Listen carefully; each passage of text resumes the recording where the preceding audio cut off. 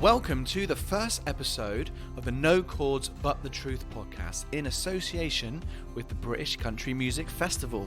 My name's Matt Spracklin, and in this episode I'm joined by my good friend Jake Morrell on the rooftop of Karma Sanctum Hotel in Soho, where we talk about what he finds hardest on tour, how Dermot helped his career, and why he stopped playing music.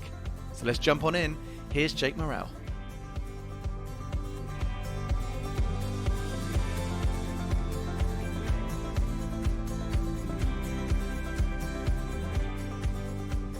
Like this year or more, it's going to be wicked. I feel like I was speaking to someone last night, and I feel like for country music here in the UK, like I know it's been growing for a good sort of 5-6 years, and I know it's been really exciting for like the last 3 years, but it just feels like 2019 was the one where everyone was like everywhere all the time. There was festivals, like it seemed like there was a festival every week. There was gigs all the time. Every like country gig sold out because it was country. Do you know what I mean? Like it was. I feel like people have really sort of started to take pride in their craft, and particularly like live shows and stuff like that. People are trying to make much more of a thing out of it, and I think it's really cool. And you know, I'm always trying to improve as an artist and that kind of thing. But yeah, I feel like this year's been a really big year for country music. I think it's been really cool. What's your favourite thing to do? Like when you're out there, because obviously you play with a band, you play solo, you play like in rounds. You go meet people and talk about it. There are so many places where, as an artist, you can go and do something. Do you know what I mean? It can be different wherever you go. Do you know what? They're all kind of on a par. As long as the energy's good and that kind of thing. Like, I love rounds. I love singing in the round. It's so much fun because you just don't know what's going to happen. You don't know who's going to jump in on a song, and that's where I think kind of knowing your songs comes in. You know, knowing every which way around your song, because if someone jumps in and you don't realise they're going to jump in, it's sometimes you're like, oh crap. It's like, oh, that's really cool, like now I've forgotten all my lyrics, which it does happen. I noticed that, like, because obviously you did the round at British Country Music Festival. Yeah. Who was in that? 20 me, you and the Luck, yeah, and then Tim Porty Jones hosting it. Yeah, it is cool. Why Tim wasn't singing, I don't know. Yeah, right, I don't know, but he joined in a bit though. Yeah. And that's what I like when I mean, it is very Nashville. Like, you get someone else, another artist, know your music enough to like join harmony and stuff, or maybe like play a lick on guitar or harmonise. Do you know what I mean, or something like that? Yeah, and I think it's wicked. I think it's really cool, and I also think it shows a level of musicianship. Yeah. When you can just jump in onto someone else's track, even if you've never heard it before. I think it's really cool. Like, I remember I was at the roundup, and Eddie Smith was playing, and Lewis from Two Ways Home just like started like playing guitar stuff, and like you know, you would have Lewis no idea. He's a great guitar player, man. He's a great guitar player, and it's really cool when he does that. He just joins in, doesn't he? Yeah. Yeah, that is cool. Where did we meet? I was trying to figure this out the other day. I think I know, actually. I think I know, but do you remember where we met? No, I don't remember. I don't remember a lot of anything. Well, that's why I'm surprised I do. I think you had an impression on me. Wait, didn't we meet? We met at C2C. Did we? I swear we did. Oh, this could be embarrassing. This could be one of these things where like I thought we maybe know each other longer than I thought we have. I think you started to be around in the scene, and then I officially kind of met you through, I think, Tim at C2C. Ah, in the bar. Yeah. Ah, yes, all bar one. Yeah.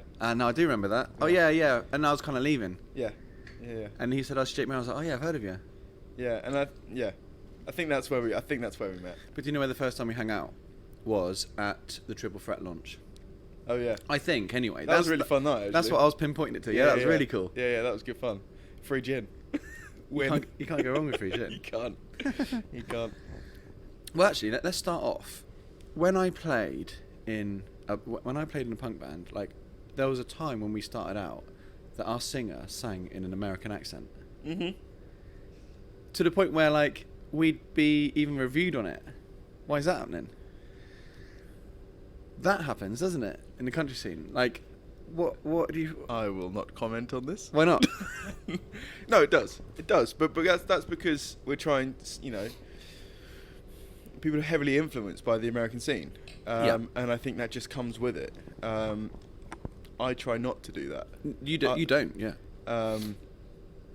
Because I'm not. I have been known in the studio to slip into it and I tell the producer, if I start singing in an American accent, tell me, and I will sort it out, because I don't want that to come across. Yeah. But they do have their twang really helps with words and singing and making it sound quite poetic, and I think that's where people slip into it. It's like when you go somewhere though, you pick up word. You know, if you go to like even in in the UK, maybe you go up north for like 3 weeks, you end up sort of dropping in the odd sort of A up. Do you know what I mean? Well, I went to Ireland for 4 days last week, and I was saying grand like you wouldn't believe. It was ridiculous. I was just like, yeah. So yeah, it's when because most of us, I think, listen to a lot of country music. Yeah. All the time, and I think that just gets ingrained into your subconscious effectively, and then it just comes out when you start writing a song and things like that. But each to their own, I think, definitely.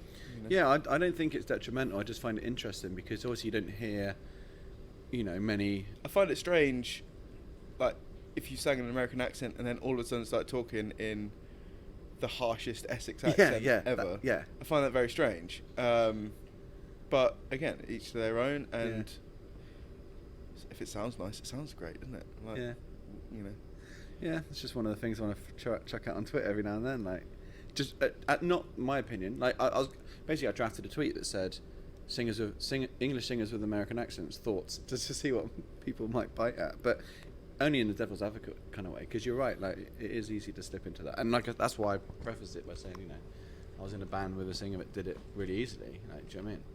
So, like, how did you first start? Were you a musician, an artist, a writer before like country music, or was it country music that made you? How far back do you want to go? As far as you want. When was the first time you picked up a guitar? When I was about 16. Oh, really? Yeah. Okay. Surprises me. I actually started playing piano first. Okay. And then just really struggled with the whole reading music thing, so scrapped that and picked up a bass because there was a lot more I could do a lot more with my ear. And then me and my little brother, were having guitar lessons at the same time, and I was playing bass, he was playing guitar, and I was like, can I try guitar? And then I never gave it back to him. Basically, he stopped having lessons and I carried on playing. So and then, but I started doing musical theatre when I was really young. Like, I've been on stage forever. My family are very musical. My dad's always been in rock bands, although more recently he's made himself a folk band. And I've just been around music, always taking the gigs. Went to Cambridge Folk Festival for the last however many years. It's an amazing festival. It's wicked. And then I just started writing as soon as I picked up guitar. Really, like, trust me, the songs are terrible. They're awful. No one should ever hear them. But yeah, and then I just sort of kept playing, and then I kind of stopped when I was at uni because I was like, right, okay, I'm here to kind of. Part of me was like, right, okay, I'm doing a degree. I should probably try and concentrate on that. And well, what was that career? What are you trying to do? Graphic design. I say trying. I mean, you're probably really good, but very average. I've always been a very, very average student. Okay. Just an average human being, actually. No, not having that. So what, you consciously stopped playing music? Like, it was a deliberate in terms of, I stopped writing songs. I kind of stopped writing songs at the end of college when I was going to uni and stuff like that, and then started playing a few open mic nights. Some of my friends got really kind of behind me, and then after uni I was just like, I don't want to do graphics. I really don't. I'm absolutely sick of it. Trust me, it's a really useful skill to have. I do all of my own stuff. It saves me a lot of money. But then, I sort of went to my parents and was like, guys, I really want to try this music thing. And they were like, amazing, do it, crack on. And I did, and I haven't stopped. So how did you support yourself? Well, I did graphics work. I worked on building sites. Really? Cool. Yeah, I've done everything. Like, my parents helped me out. Like, they're amazing people. Because you tour like all the time. You're I mean, only proper touring within the last couple of years when I picked up my agent, who's doing an amazing job. And I said to him, I just want to be out. I want to be playing. I want to be seen. I want to be gigging. It's my favourite thing to do. I love seeing new places. It's the excitement for me. Like, and I just want to work and work and work. And like, I was chatting to Lindsay L because I supported her a few weeks ago, and like, I've got a work ethic. Talk about a work ethic. She takes it to a new level. But I said to her, I was just like, you are very much an inspiration for how hard you work. Yeah. Like, I think you have to be a little bit careful around your mental health and your well-being. And I still want to have an element of a social life, but like, I just want to play. I just want to work. I want to gig. I want to write songs. I want to be in the studio all the time. Like, I want this as my life. Yeah. And I will go and get it. And that brings like so much fun like, along the way. And you meet some amazing people in this world, man. Yeah. Like, I'm not gonna say you because you're. You can say it. I'll just edit it out. But you meet some like incredible people. Like, there's such, particularly in London. I've been here for like 6 or 7 years now. There's just an insanely cool bunch of people here. The community in country music is. Do you know what? It's not even like everyone's got together and go right. There's about 5,000 of us here. We all love country music, so, and we've seen how it is in Nashville. So this is how it has to be. It's just like intuitively friendly and supportive and exciting, because people get excited about the music. People get excited about the artists. People will go out to show after show after show and support the scene. And it is the best way of making friends in music. It is one of the coolest scenes in the world. Oh, it's amazing, man. Like, going back to sort of your original question, I started off incredibly folky. I mean, serious Bob Dylan kind of vibes. And then I just sort of very naturally kind of transitioned into more Americana. Yeah. And then when I did my sort of first proper country style EP, Wine and Thorns, I was like, cool, this is where I want to go. And I started binging on country music and all that kind of stuff. And there'll be people listening that will go, yeah, but what is Americana? Oh, no one knows. Do you know what I mean? Yeah. What is it to you? I think it's a grittier folk music. Mm-hmm. I think that's what it is to me. It's earthier. Yeah. Yeah.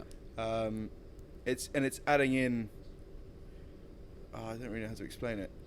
I don't really think anyone does. I mean, I heard someone say the other day, it's all the music that no one knows what it is. Call it Americana. but do you know what I mean? That's a very, very good description. Yeah. That's so accurate. I don't really know. I mean, I think that's detrimental to like some of the incredible Americana artists, because obviously I just think it's that middle ground between folk and country, and pop country, really. Yeah. Because there's still a pop Americana kind of thing. Mm-hmm. Bluegrass. Yeah, I mean, they're all under that bracket of just wooden instruments and. But then Bruce Springsteen and Elvis Costello and. Yeah, I mean Springsteen, I'd say. Definitely huge sort of rock, Americana, bluesy kind of, amazing. Definitely one of my influences. Huge. Which is cool, because it is also an entry into country music. I mean, there are still people out there. I mean, I met an artist the other night. I say I met, like a friend of mine over from Canada on like touring and recording an album here. She's like, I never want to do country. People keep saying to me, "Oh, that sounds a bit country." She hates country music, like the one thing she don't want to do. But she's got songs that are just country music. Yeah. I'm like, well, it's basically Americana. She's like, yeah, but I like that. I said, that's Americana. That's every artist she was labeling. It's like, you listen to Americana music. You're recording. You're writing Americana music. Go with it. Yeah. I mean, in all fairness, I don't class myself as country. Other people do that, and I just love being part of the scene. I just write music. I just write songs, and I'm heavily influenced by country. I love it. I love the scene. I love the people. I love Nashville. Even though I've got a song, but you don't want to go there. Don't want to go there. Even though, been there. It's amazing. I will be going back. I let people shove me in whatever bracket they want. I hate the question, what genre are you? I say country for ease of peace of mind. To get you into CTC. Well, I mean, yeah. Why not? Why would it not open doors for me? Like, exactly. That's the whole game, is opening doors, and. Well, let's not also like get away from the fact that there are people out there that have decided to be country. Yeah. To fit into a scene, whereas sometimes when it's natural, that's just what you write. You don't need to label yourself; it's what you do. Because songwriting is like your thing. Yeah, I mean, I love it. I love songwriting, and you write with a lot of other artists as well. Like that's growing as well. Obviously, people getting in contact with you saying, "No, I want to write. I'm writing music. I want someone to." How do those conversations happen? They just want help, inspiration, guidance. Bit of everything. I don't know. People see me out, I think, touring a lot, and which helps like get obviously my name around, and they then probably go and check out the music and go, oh, okay, he doesn't write crap songs. We can write together, you know. Yeah. A lot of people just message me saying, look, I'd love to write with you, and I'm like, awesome, great, let's do it. Like, I don't care how good or bad you are, you can still write an amazing song. Like, I don't think you should ever be afraid of approaching someone to write a song.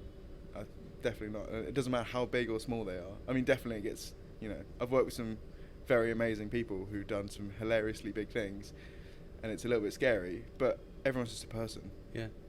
And I don't know, I love it.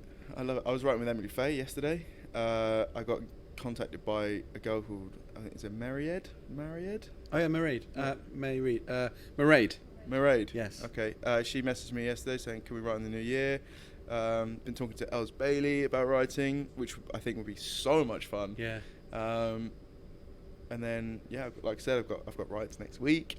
I'm always writing, always writing. I just want to get that back catalogue. I write with Sue McMillan a lot, who is a phenomenal writer. Yeah. And we're sort of setting up new projects for next year and stuff. So because it is an avenue that you know, understandably ignored by like even, you know, artists and musicians, the power of the songwriting side of things. Like who like obviously it's intrinsic and it probably wasn't ever planned, but like who inspired you to write the way you do? Like who's your biggest inspirations, music, you know, artist wise, writing wise? Do you know what, this might shock some people. I've been massively heavily influenced by the likes of Coldplay, and Keane, and I like grew up with listening to Dad's records and stuff. So things like James Taylor,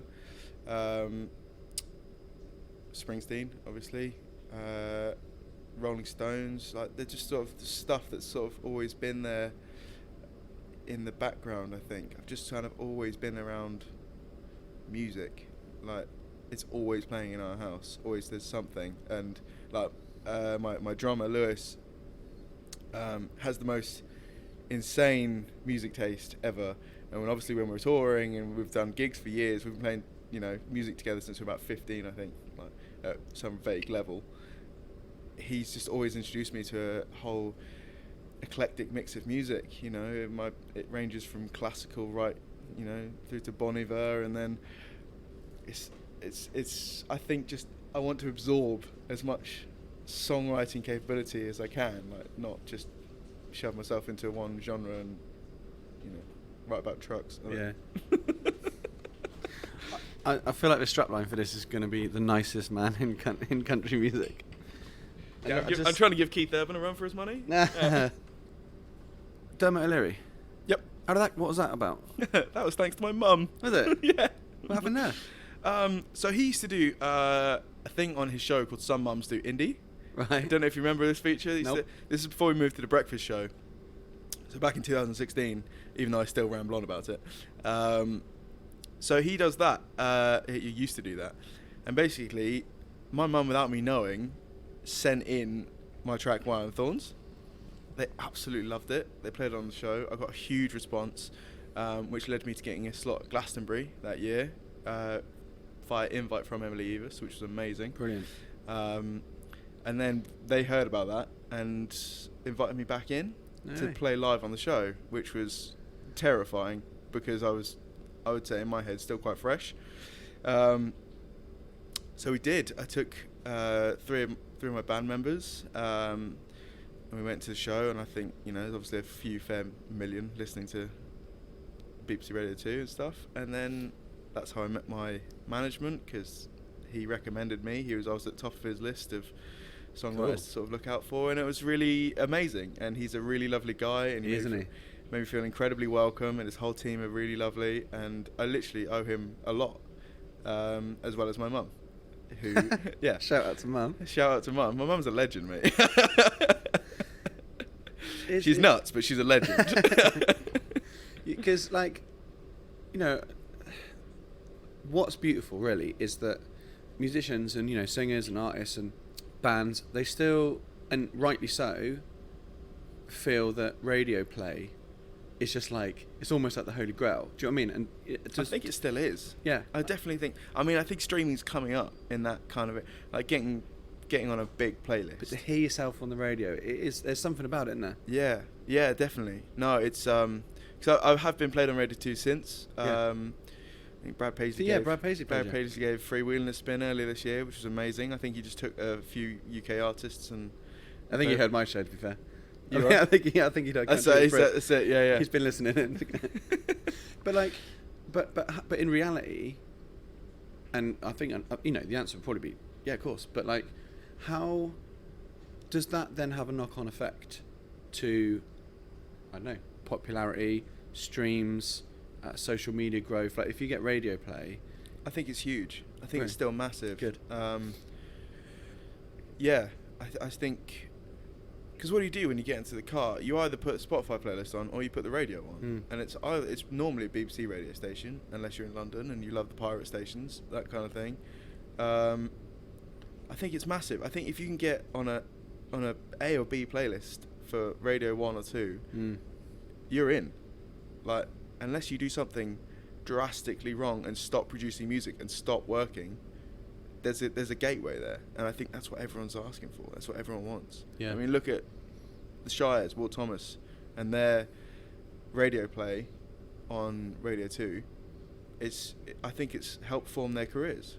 Well, it unlocks doors as well into the bigger festivals and massively. Bigger slots. I mean, your audience just quadruples. Massive. It's huge. It's ridiculous, and I don't think people understand how big that is still. Like, it's the reason why you have to pay pluggers and things to take your music into these places. Yeah. It's expensive and it sucks, and you're like, oh, what am I paying for? I don't know. But they have a job, and it's a really important one if you want to grow as an artist. Do you enjoy the whole social media side of it as well? I do enjoy social media. You're a bit of a vlogger as well, aren't you? So. I'm trying so hard because I watch YouTube a lot. I'm getting really into my photography and that kind of stuff, just as an external hobby. So when I don't want to think about music, it's there, and I can still be creative. But it's just for me. It's just for me. But the vlogging side of it, I don't know. I just kind of wanted to give people an insight to what it's like to be an unsigned artist, trying to just do his thing and earn a living and that kind of stuff. Funnily enough, I had Tim Frosty Jones messaging me about vlogging yesterday. Yeah, really? Yeah, I think he wants to start doing it. And it's a very American thing. It's a very American thing, vlogging. I don't know a lot of UK people who do it, apart from you. Well, yeah. I don't really vlog though. I just sort of like... No, but it's a form of vlogging, wouldn't you say? I suppose. It's showing someone behind the scenes and that kind of stuff. And that's what I'm trying to do. I'm just a little bit of a nerd in that aspect. I love the editing side of it and that kind of stuff. But there's also a lot of people that do want to see that as well. Like when you think of Tim and yourself and like so I many... hope so, yeah. Do you know what I mean? You think about it, we get to do some pretty cool stuff.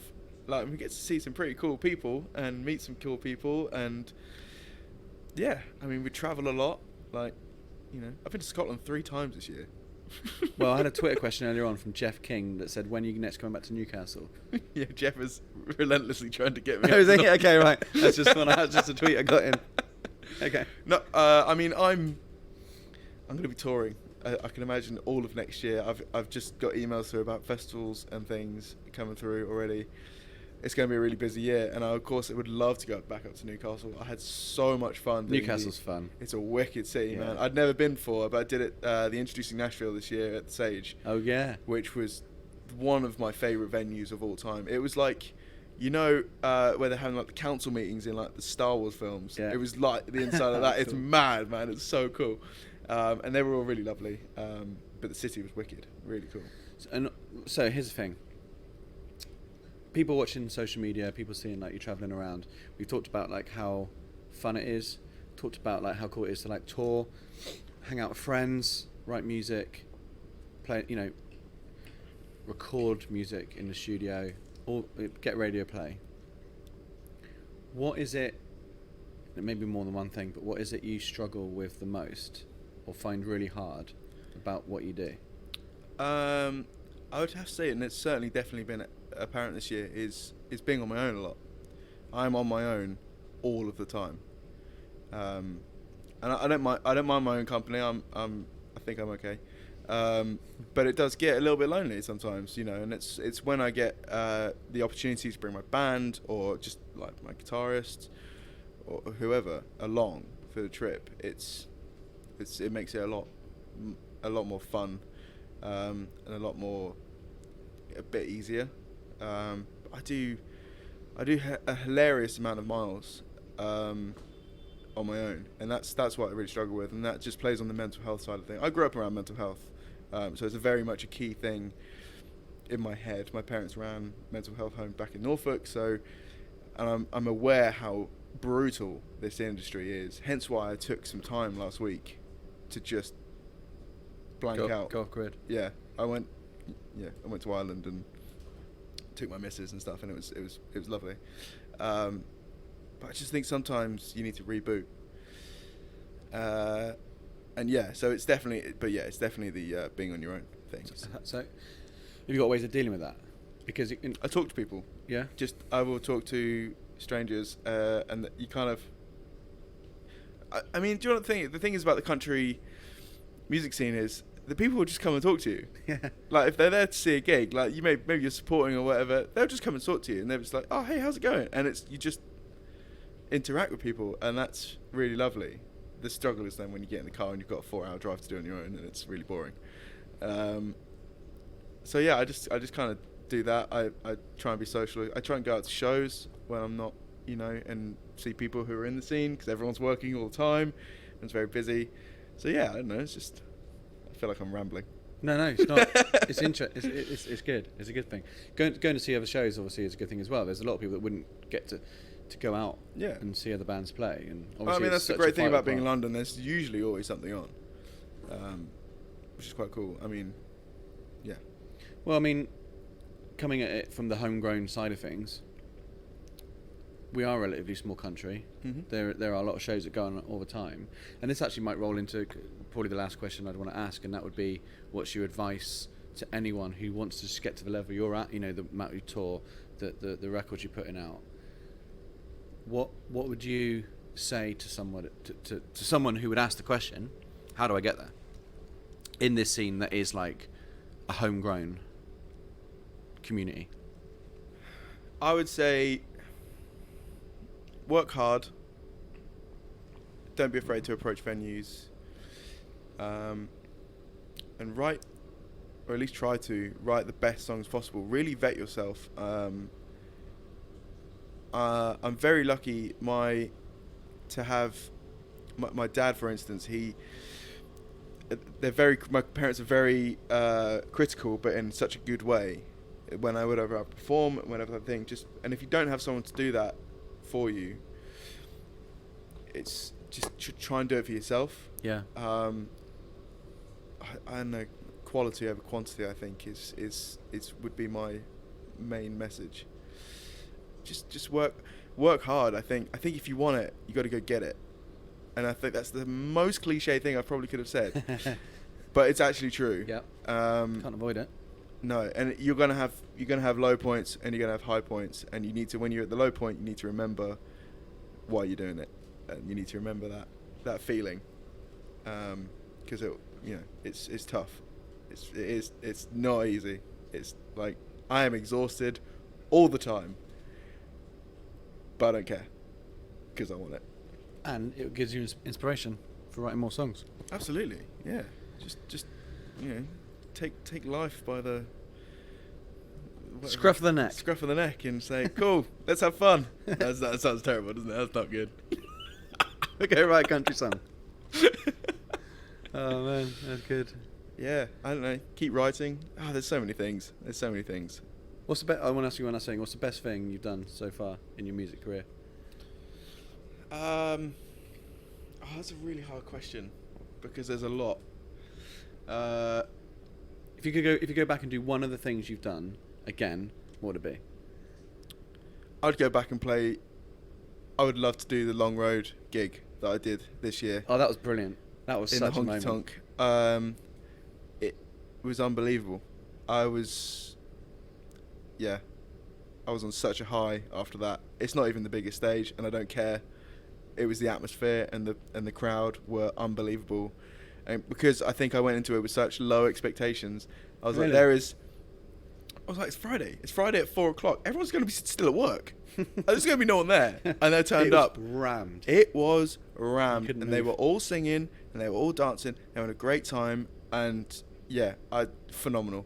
Absolutely phenomenal. It's probably an argument to say it's better than a Sunday afternoon like the last, because everyone's there like getting into it. Yeah. I was knackered by Sunday. Yeah. I mean, it was definitely my festival highlight this year. And it was a proper Jake Morrell show as well.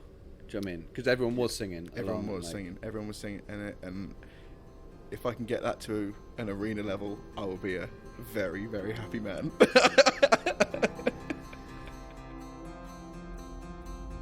Thanks for listening to this episode of No Cause But The Truth in association with the British Country Music Festival. We would love it if you subscribe to make sure you never miss an episode, and extra love if you'd give us a lovely 5-star rating. You can even review the podcast and leave a comment with who you'd like to see on. You can find me on social media at Matt Spracklin. See you next time.